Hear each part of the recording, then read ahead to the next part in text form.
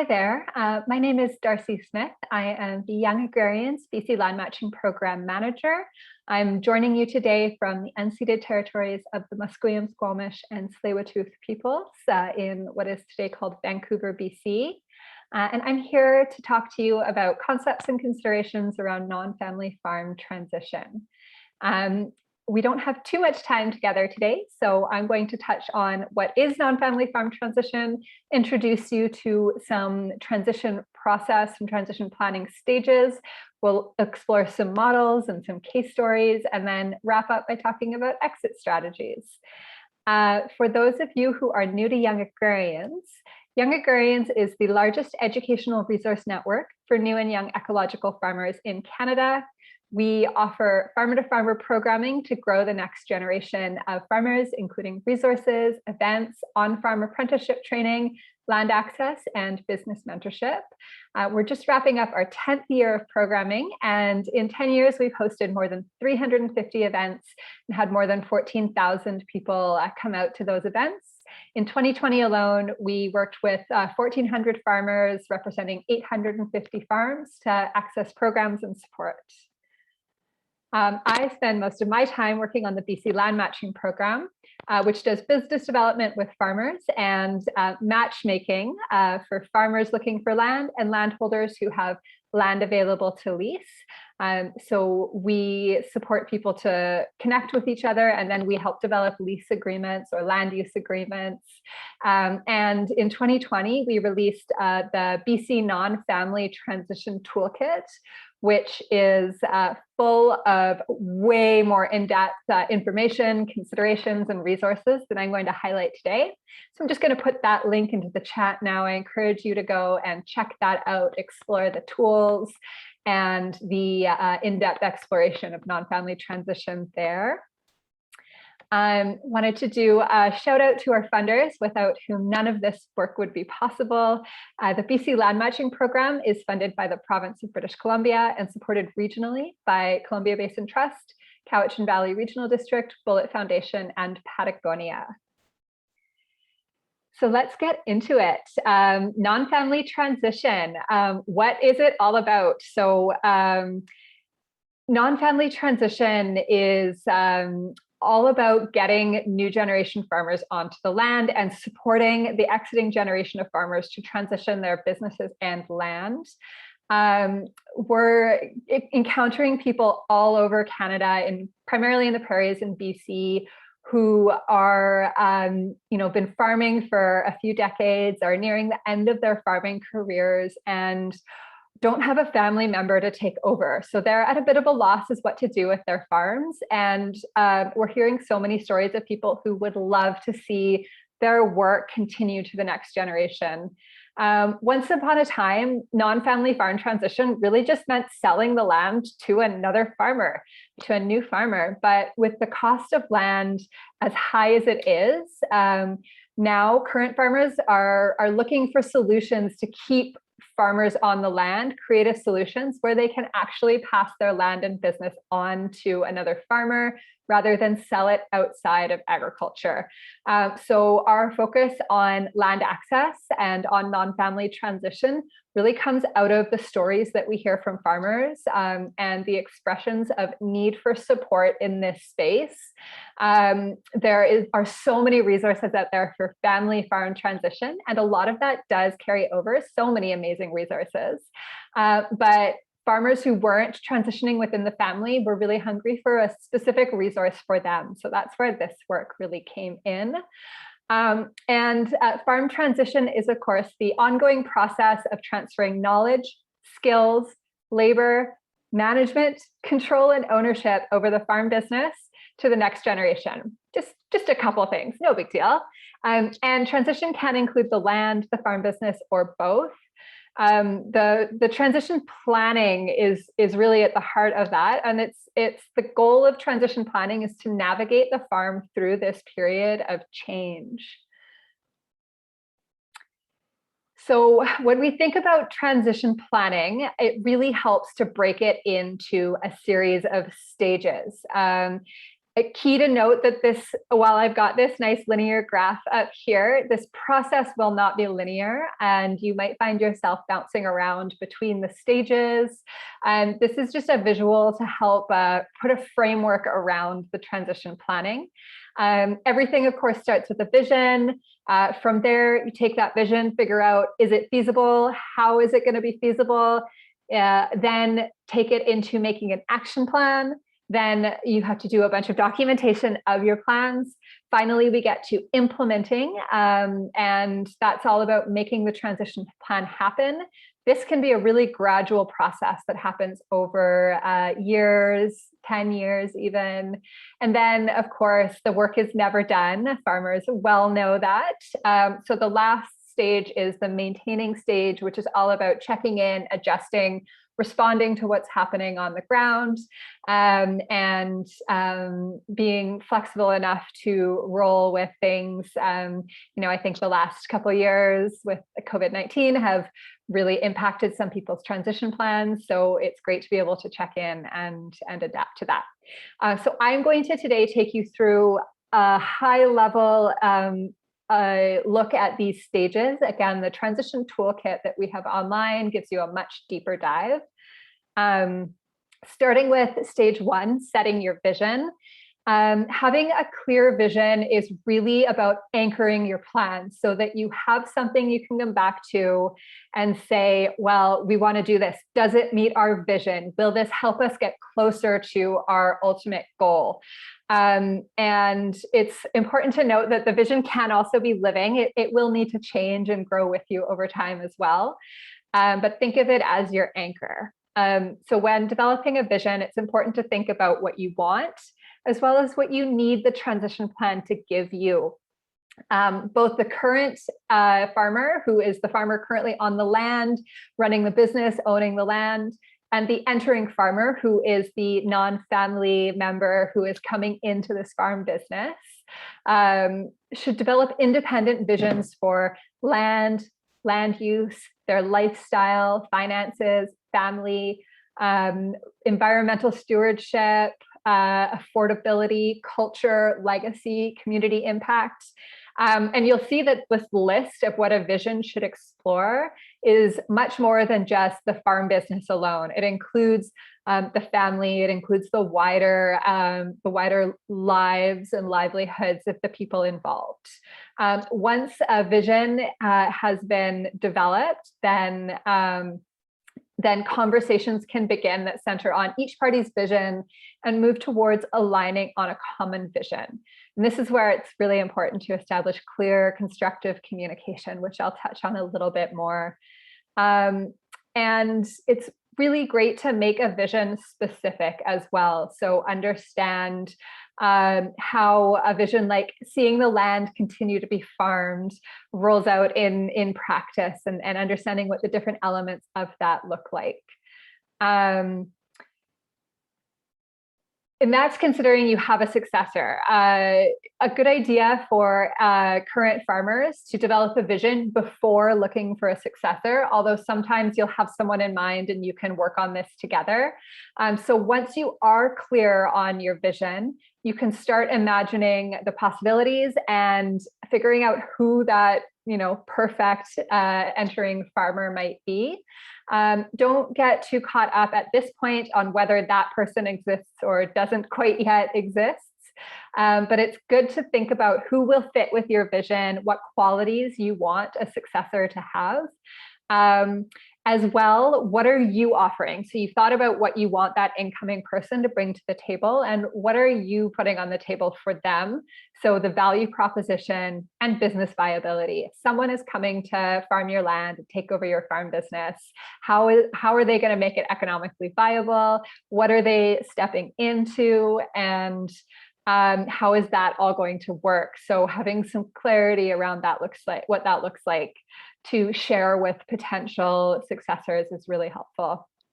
And sometimes that does mean some honest assessment of, can this farm business support another family or another farmer? If not, that's okay too. But then the vision setting and the business planning process becomes how do we make space for that to meet the financial needs in each party's vision?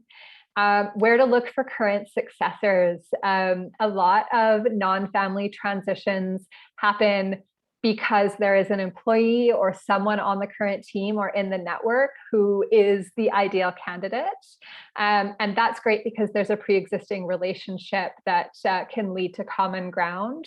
If you're looking for someone outside of your existing team, please get in touch with us.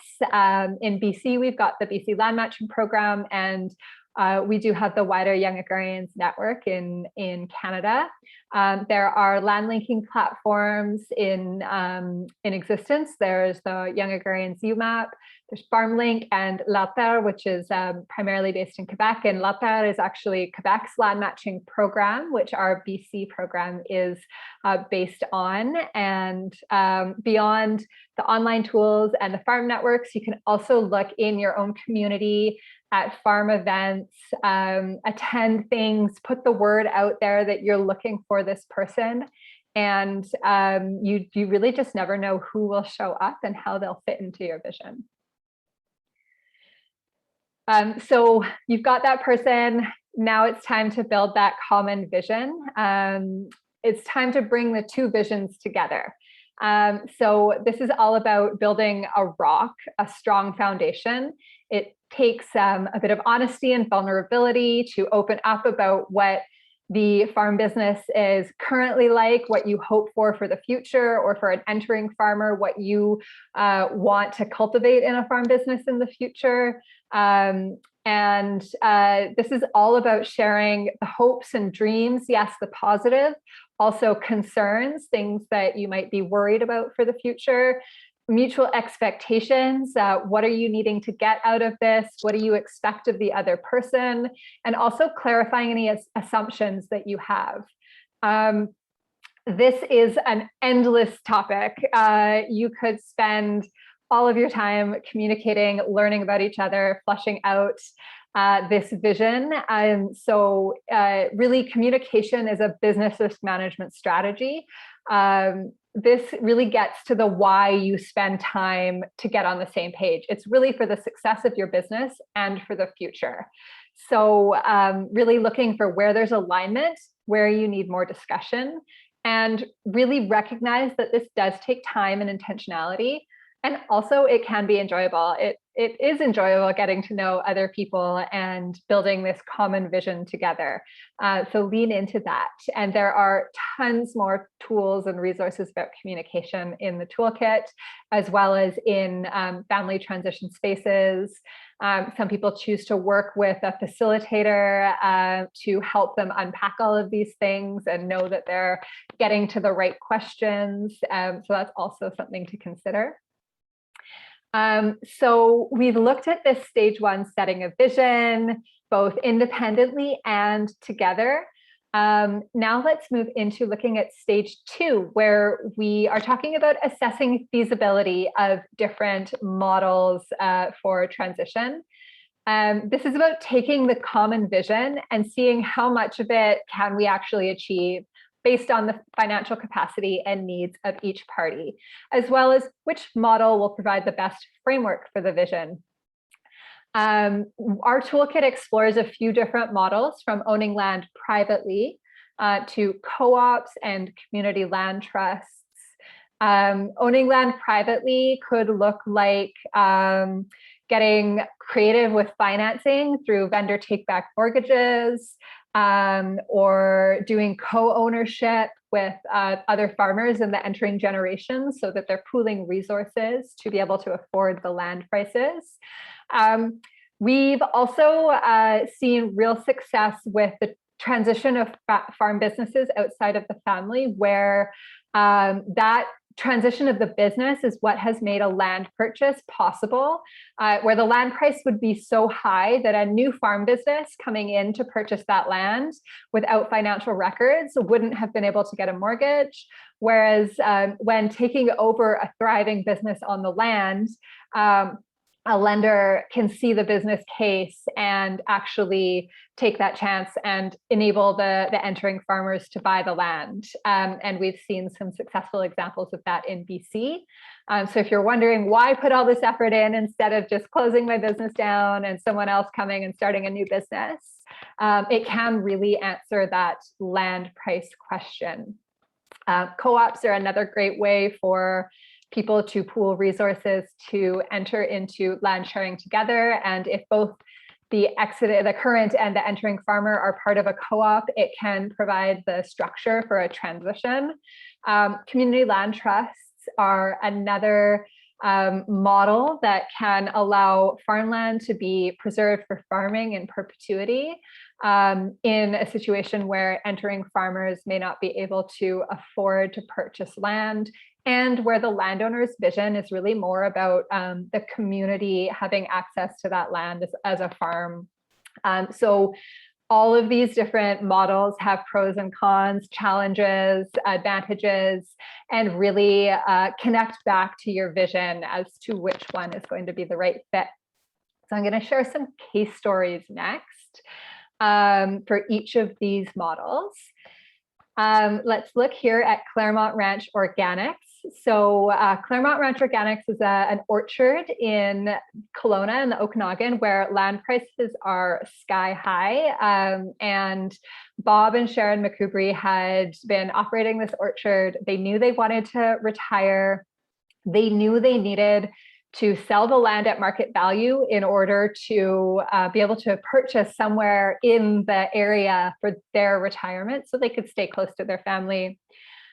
They had been developing a relationship with Matt and Molly here, pictured, who farmed alongside them for a number of years in different capacities, living on the land, living off the land, gradually building a relationship and trust and figuring out what transition plan would be right for this situation. They ended up doing a vendor take-back mortgage, which is essentially a private mortgage where Bob and Sharon, the current farmers, held the mortgage for Matt and Molly, and Matt and Molly paid them gradually over time, mortgage payments. At a certain point in time, Matt and Molly were able to refinance through Farm Credit Canada, pay off the remainder to Bob and Sharon, who are happily enjoying their semi-retirement because they're both still involved in lots of things in the farm sector and community.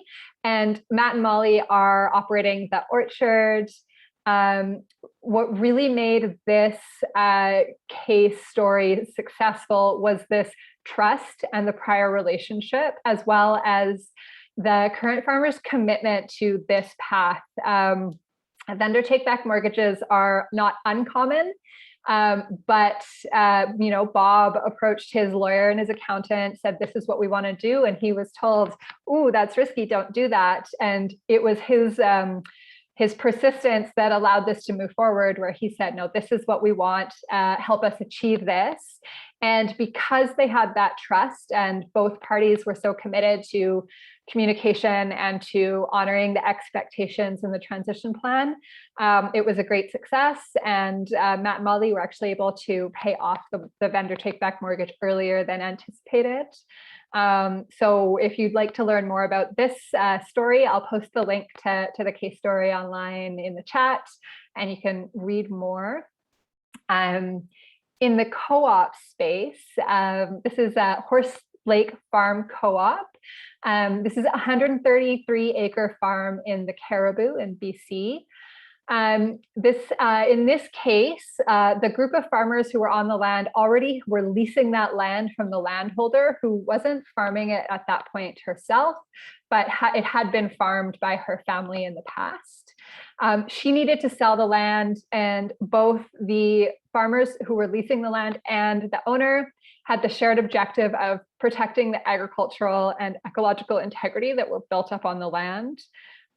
So they decided to form a co-op so that the farmers could have the co-op buy the land. So they sold shares in the co-op to raise money to buy the land.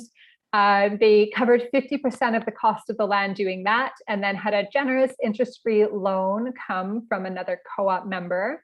They're still on the land today, and right now, as the original co-op members are getting a little bit older, now they're looking at cultivating that new generation to enter into the co-op. And that's the great thing about co-ops, is that they do have a built-in structure for ongoing succession. So exit strategies for existing members and intake strategies for cultivating new members.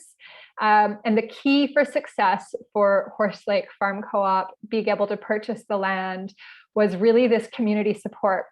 They'd always been really active in the community, and they found that the neighbors, the community members were also integral to the success of this transition and to the ongoing operation of the farm. The third case story I have to share today is Madrona Farms. This is a story of putting land into trust on Vancouver Island. So Madrona Farm is another case of a family farm where the family, as a result of inheritance and estate settling, needed to sell the land. But there was one person who really wanted to see the land continue to be farmed. And putting this land into a trust was the best way this community decided to preserve it for agriculture. So we've got Natalie pictured here and her partner David. They were the ones who really spearheaded this project.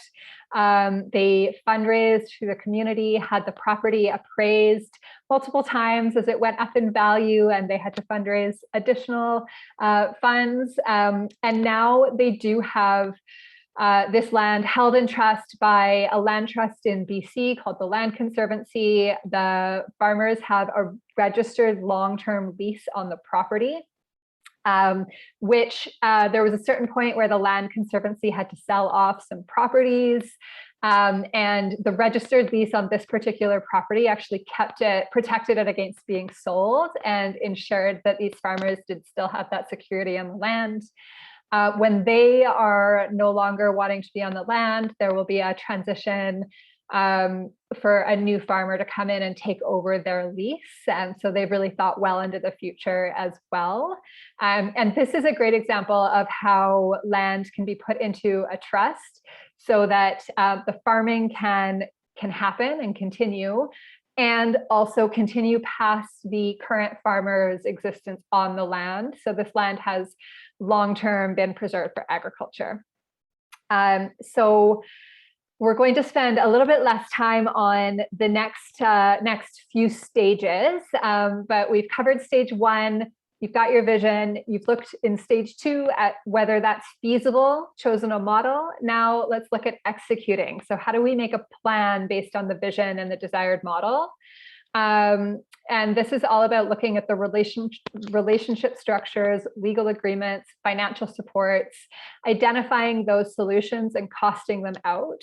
And these could look like something that includes leasing, employment, diversifying the production types on the land, incorporation, looking at sweat equity, life estates, insurance. I'm not going to get into each of those because we just don't have time today. But those are all really interesting mechanisms that can be applied to the non-family transition models. The goal in this stage is for everyone to really understand what is needed to facilitate the transition. A case story here. We've got Bluff Farm in Metchosin on Vancouver Island, BC. This is an example of succession through incorporation. Bluff Farm was owned by Bob, who inherited the land from his parents. He was producing veggies, fruits, and eggs. He wanted to retire, so he decided to keep the land and capital infrastructure in his ownership. But he incorporated the farm business. So the farm business has a board of directors. They have a farm manager, Robin, who was part of this transition plan. And the business rents the land and capital infrastructure from Bob so that he's got This is essentially his retirement pension. So he's getting a little bit of income so he can live in his retirement. And the long-term goal is for the corporation to eventually take over the land. They're looking at what exactly that looks like in practice with all of the tax considerations of non-family land transition, which is why it's such a great idea to work with an accountant who is familiar with all of those tax considerations. Stage 4, documenting your plans. Once the path forward is clear, the next step is to, as I just mentioned, work with the professionals and all the resources to develop the different mechanisms and elements identified in stage 3. So that will look like developing a written transition plan, drafting written agreements, business and estate planning, obtaining financing, all of that fun stuff. This really requires hands-on involvement from your transition team, including lawyers, accountants, maybe mediators. Who else is always a great question. Who should be on your transition team? In stage 5, implementing your plan. This is where you turn your vision into reality by handing over farm management tasks and decision-making, executing legal agreements, transferring assets. And this can happen really gradually. So interim planning is really necessary to allow for a smooth transition process. Implementation might start really early on. Like a herd of cattle might be transitioned management-wise and even ownership-wise to the entering farmer, but the land transition doesn't happen for a few more years. So it's definitely going to be a staged process. And of course, we move to stage 6, which is maintaining. As you implement a transition plan, it's really important to monitor your progress. Just like crops need to be tended after planting, you must nurture your transition relationship. Issues will come up. It says might on the slide here, but we all know how this works on the ground. Someone's going to leave a hose in the wrong place at some point. And that's a really simple example, but there will be things that come up and the plan will need to change. So ways to structure this is setting up benchmarks, so timelines, performance indicators. How do we know we're on track while you're in the planning process? And then reviewing regularly. So checking in to say, well, we set this timeline. How are we doing here? If we're not meeting it, what do we need to adjust so that we are planning appropriately? So checking in regularly, evaluating, adapting as necessary. Flexibility is really key here. I just want to highlight that the unexpected will come up in these transition plans. So running a farm is definitely not the hardest part of a transition plan. If you've moved further into the transition process, you're implementing some of the ideas in stages 2 and 3, you will need to have detailed exit strategies. Both parties should consider what it would mean to them if the transition process ended. This is all about the time, money, and energy that both people have invested. What does it mean for the current farmers to be left without a successor? What does it mean for the entering farmer to have to leave this business and this land and go and look for something new? And not every transition succeeds. That's okay. But it is key to note that transitions often collapse because of breakdowns in the relationship. So this is where perceptions about respect, recognition, and appreciation in both directions are a primary catalyst. And lots to think about here in terms of working this into the transition planning process. I'll just touch quickly on Prairie Gold Meats, which is a positive example of how exit strategies can actually support both parties in the end. So Blake was farming in a non-family transition scenario, and it was going really well. They thought that this was the future pathway, both for the landholders, the current farmers, and for Prairie Gold Meats as the entering farmers. And all of a sudden, Blake had the opportunity to purchase land, couldn't say no. So when an amazing opportunity like that comes up, that disrupts the current transition planning process. But because both of these parties were committed to each other's mutual success, they were able to navigate the exit strategy in a way that Blake was able to move on to his own land, and the current farmers who all of a sudden were left without a successor were able to feel like they were taken care of and had their own pathway forward as well.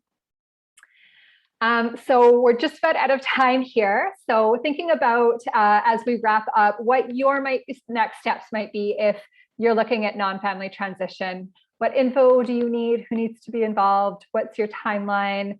What resources and support do you need? Again, I'll put the link to the toolkit into the chat, and please connect with me. You can reach out at land@youngagrarians.org. We'd love to hear from you.